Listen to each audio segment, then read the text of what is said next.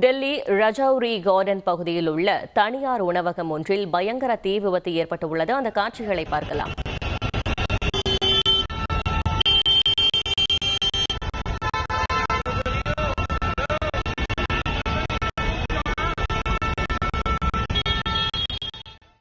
இது குறித்த கூடுதல் தகவலை செய்தியாளர் ரமேஷ்குமார் வழங்கிட கேட்கலாம். ரமேஷ்குமார், வணக்கம். இந்த தீ விபத்திற்கான காரணம் என்ன? இது தொடர்பான கூடுதல் விவரங்கள். வணக்கம். டெல்லி ரஜௌரி கார்டன் பகுதியில் உள்ள தனியார் உணவகத்தில் பெரும் தீ விபத்து ஏற்பட்டிருக்கிறது. ரஜௌரி கார்டன் மெட்ரோ ரயில் நிலையத்திற்கு எதிரே இருக்கக்கூடிய ஜம்போ ஜங்கிள் என்கிற அந்த தனியார் உணவகத்தில் தான் இந்த தீ விபத்தானது ஏற்பட்டிருக்கின்றது. இந்த தீ விபத்து ஏற்படுகின்ற அந்த சமயத்தில் அந்த உணவகத்தில் சில பேர் வாடிக்கையாளர்களும் அதில் பணியாற்றக்கூடிய ஊழியர்களும் இருந்திருக்கின்றனர்.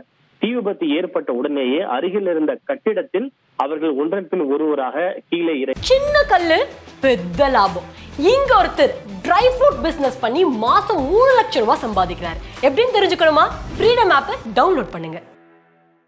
தங்களை தற்காத்துக் கொண்டனர். தீ விபத்து குறித்த தகவல் அறிந்ததும் உடனடியாக சம்பவ இடத்திற்கு 10க்கும் மேற்பட்ட தீயணைப்பு வாகனங்கள் விரைந்து சென்று தீயை அணைக்கக்கூடிய பணியிலே ஈடுபட்டிருக்கின்றன.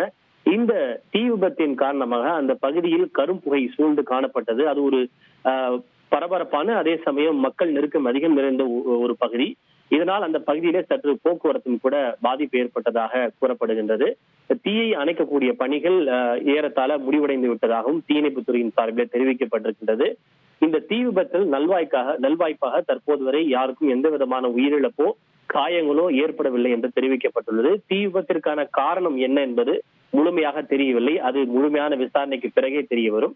தற்போதைய சூழ்நிலையில் யாருக்கும் காயங்களோ அல்லது உயிரிழப்போ ஏற்படவில்லை. இருப்பினும் சில பொருட்கள் மற்றும் உடைமைகள் மட்டும் சேதமாகி இருப்பதாக கூறப்படுகிறது.